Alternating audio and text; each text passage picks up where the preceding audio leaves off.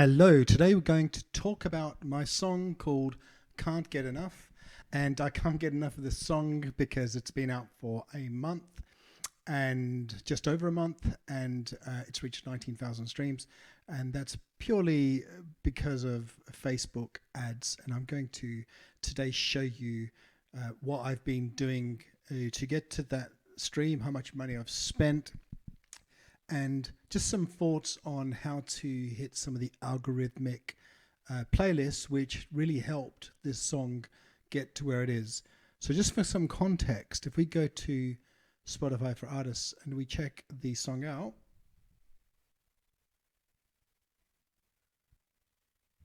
so if we look at the playlist for this song, go back to the end of time, 5,430 of the streams came from Discover Weekly, and 5,205 streams came from Release Radar, and 1,045 of those streams have come from radio. Now, I'm not here to show off, I'm just here to explain to you that for my budget spend of £219, which is about 250 euros or dollars, I've received 19,000 streams. But of those 19,000 streams, about 11,000, or maybe more than 11,000, have come from Spotify algorithmic playlists. That's well over 10%. That's well over 50%. Get my math right. It's well over 50%. It's if those streams weren't there, the ad spend would have just generated 7,000 streams in a month and a half. So that's a massive difference. The other thing is, because it's hit Discover Weekly, I think it's going to continue to gain streams and momentum for a period of time, well over the time period where I've actually stopped paying for ads. And so as I said, it's right now at 19,000 streams, but I don't think this song will have any problems reaching 30,000 streams, possibly even more than that. Now, for about £200, that's not really a bad investment, especially if the future is a little bit unknown and you think you're going to get more streams. So I want to explain to you what's important here, what I've learned, because I've done a lot of these now, and what I've learned quite a lot of in terms of how to push the algorithm. And I'm going to tell you what I think is not important versus what I think is important. Now, if we have a look at the ads, if we just go through how I've broken my ads down, just basically to tell a story here, I've actually done two campaigns. I set the first one up to be a Mexico-Brazil focused campaign. And then later on, I did a tier one, which is countries like US, UK, Germany, France, Italy, Canada, Australia campaign. And the reason I did that was because I wasn't getting terrible results. So I initially started with Mexico, Brazil, because I normally start with them because they normally give you low cost per result, but it wasn't really giving me extremely low cost. And I thought to myself, I might as well just focus on tier one. So I stopped this campaign pretty early after about £45, and I moved on to the main campaign. So we're just going to have a look at that and just explain to you how I created this campaign and why I did it this way. So basically we have 4 ad sets, and in each ad set there is a ad. And the reason I did it that way is I don't like to put multiple ads in an ad set, because then Apple, Freudian slip, Facebook will allocate the money to the specific ads based on whatever algorithmic idea that they have. I wanted a bit more control, so I just wanted to test each ad in its own ad set to see which one would be performing the best. Okay, and I did that, and very quickly I could see that the fourth ad set, the second, the fourth and the third, for some reason the second, nothing happened there. Can't remember why. So those two were giving me a cost per result of £1.14 and £2, which were, for me, that they're unacceptable results. And I couldn't see it improving over a period of days. I just didn't see much happening there. So I switched them off, and I focused on this one here. So if we just have a look at the breakdown by day. So even this first ad set wasn't doing too well in the first couple of days. 52 cents, 45 cents. But I had no choice because it was still the best performing ad. So the rule of thumb is you want to get out of the learning period, right?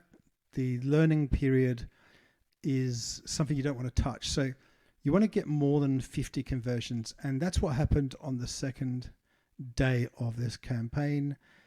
I reached more than 50 actually on the first day. And then my budget was about £50 per day. And it did slightly get better. It still wasn't great. But then when I reduced the budget to £20 a day, the results improved pretty dramatically. But then I made a big screw up. At this point here, the actual campaign stopped. And the reason it stopped is because I set the campaign to stop after a few days because you just don't know what's going to happen. You might go to hospital, you might get sick, you might get hit by a bus, and you don't want to keep paying Facebook forever. So you do want to limit the length of the campaign. But I think I limited it too early. Instead of going in and changing it, I just completely forgot about it. And then I realized the day after. And then once I realized, I was out of the learning phase and started getting these expensive costs. Which is annoying. However, I don't want people to be too hung up on that. One thing I've learned is these costs don't mean as much as you think they do. I mean, they do mean something. Obviously, you don't want them to be too high.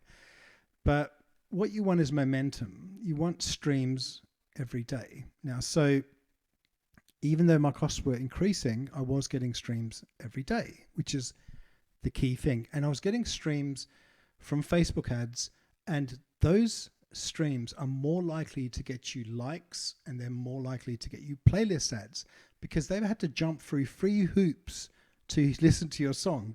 They've had to listen to your ad. They've then had to go to your landing page. By the way, this is my landing page here. And 65% of them went to my landing page and then clicked on Spotify or iTunes. So they had to jump for a few hoops. They must like your song to get to that point. And that's what's happened. So most times people that listened through the Facebook ads who get through the landing page are going to save or playlist your song. And that's what counts here. The save ratio is important. So if you ever look at my spreadsheet that I made, on the first few days, my listener to save ratio was pretty decent, especially the first day. So we had, for example, 95 saves and we had, 145 listeners. So we're talking pretty high. And the other thing is, because I've got almost 2,000 followers, my first few days of Release Radar, which is this row here, wasn't too bad. I guess it could be better, but 95 Release Radar listens on the second day isn't too bad for 2,000 followers. And I guess if you have way more followers, you're going to get more of these Release Radar plays.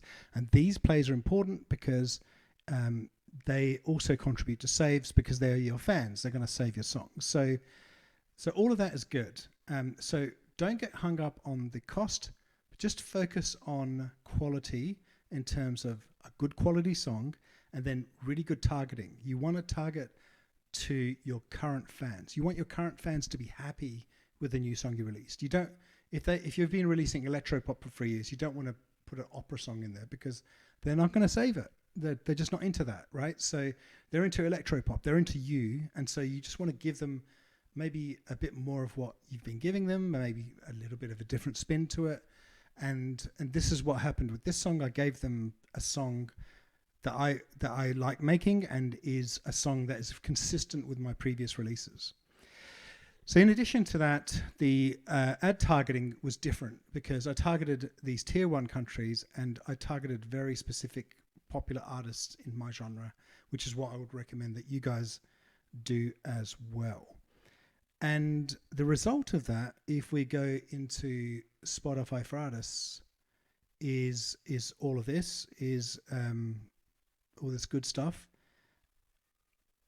And it's just a lot of saves, a lot of streams. So overall, we can see, for example, for this song, there's been 1,000 saves.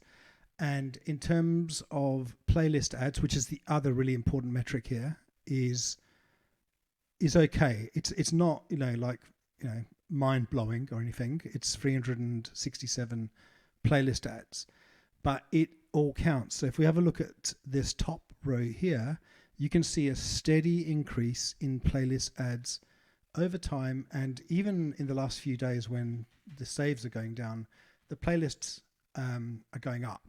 Okay, so it's really good to track this because you can see the sort of trend, what's happening with playlists and saves. So let me just give you a bit more of a deep dive on saves. So we go into here and we just pull up a bar chart, or a line chart actually. You can see I've got those first initial saves from my actual followers and some other saves at this point. And then at this point, I got a lot of saves. I think that's when I started getting some big release radar pushes, and it's just consistent saves. And that's the key, right? You want 20, 30, 40, for this sort of budget, you want 20, 30, 40 saves a day. If you've got 10 times my budget, if you've got £2,000, you want 200 saves a day. You know what I mean? So you want kind of consistent, steady movement. And then at the end here, about the end of the month, the 31st of May, I stopped the promotion and the saves very, very, really trickled. And I'm going to explain the significance of that in a second because that's important. So if we just go then and have a look at Release Radar. So just start from the beginning.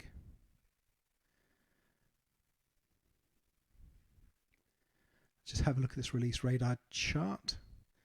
Now, this is a really interesting chart as well because a lot of people do get that algorithmic Release Radar boost around the third or even the second week of the song. But I was really lucky that I got it after the first day. So you can see day 7 here.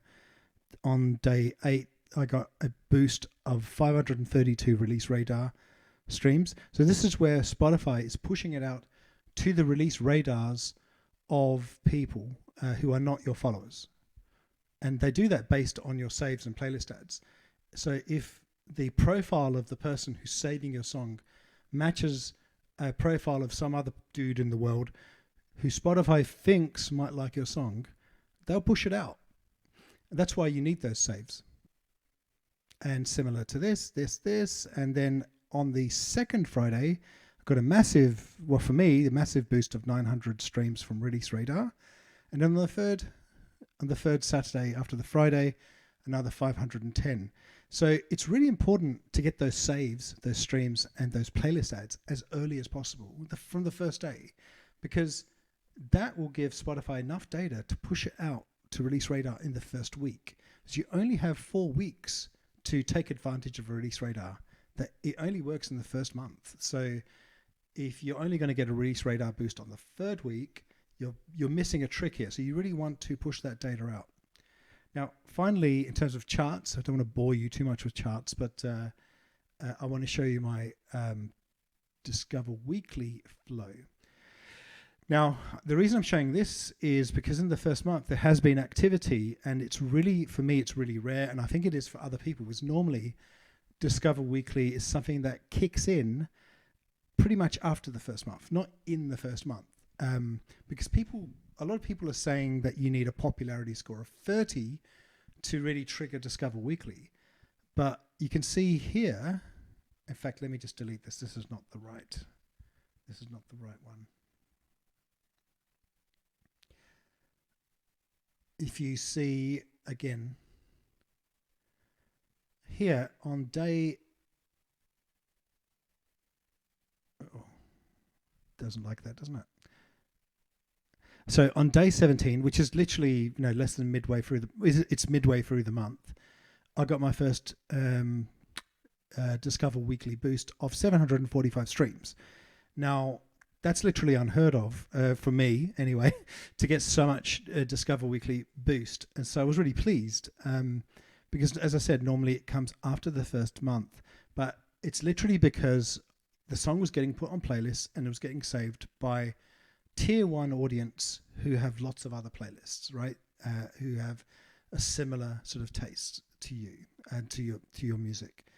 and that kept providing streams, 500, 200, and a little boost there. And then on the week after, I think, or the week after, I got another boost. And last week 2 days ago, I got another boost. So the boosts are getting smaller, and that's the thing I wanted to talk about, because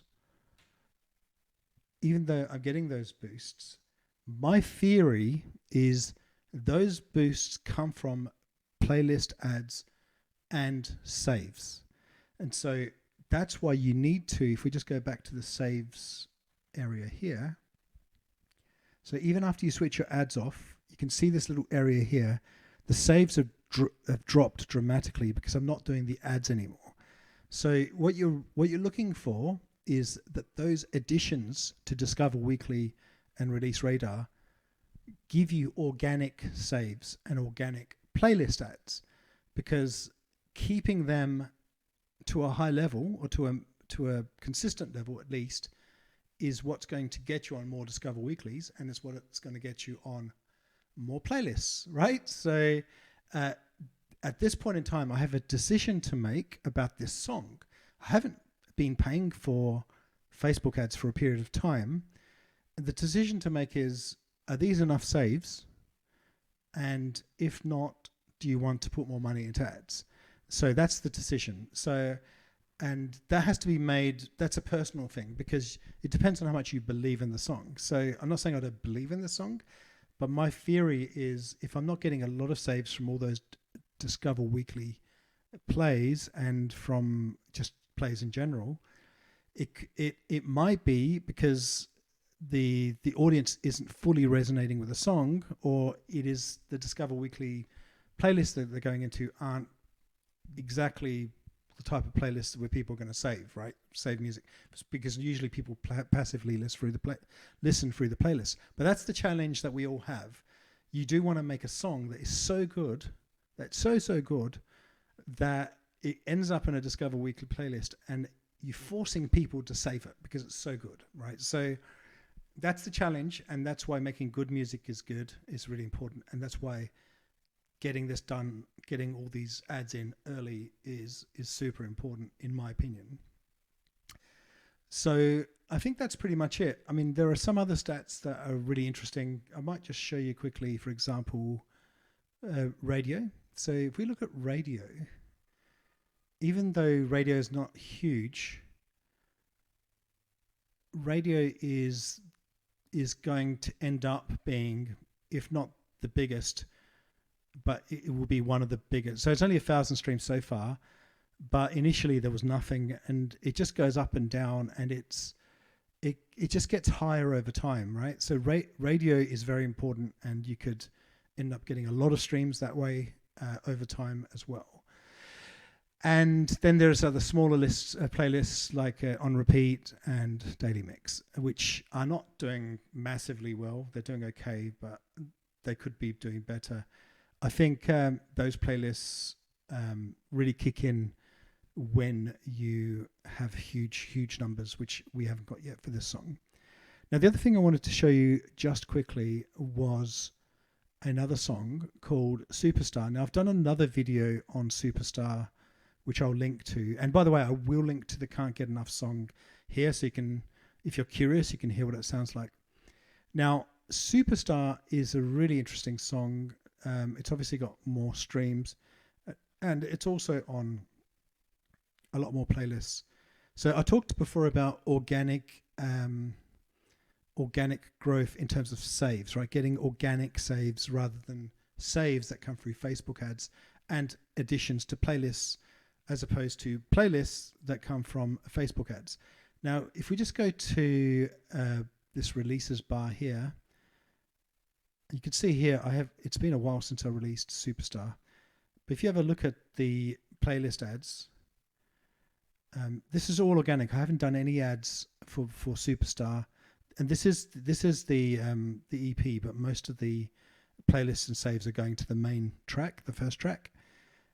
So it's getting organic playlist ads, and it's getting, and there are some small months, but it is on certain days getting more than 10. It's getting 15, 20 saves. This day here, I got 42 saves. So it's getting quite a few saves every time it gets on Discover Weekly. And as I just showed you before, this song constantly, and it's a really good thing. So I'm not complaining about it, but it's constantly getting on Discover Weekly. These peaks here are Discover Weekly peaks. And the reason that's happening, there's another one this week. The reason that's happening is because it's getting a lot of saves, it's getting a lot of playlists, and I'm very lucky with this song because I don't need to promote it anymore because it's happening organically. So I'm hoping as the audience gets bigger, as it gets on more playlists, there's this kind of circular thing happening. Now, I think if the song was even better, it would do better than this. And this is the way the algorithm works in Spotify, is if your song is compelling, it's super good, really, really good, so good that you got to click that save button.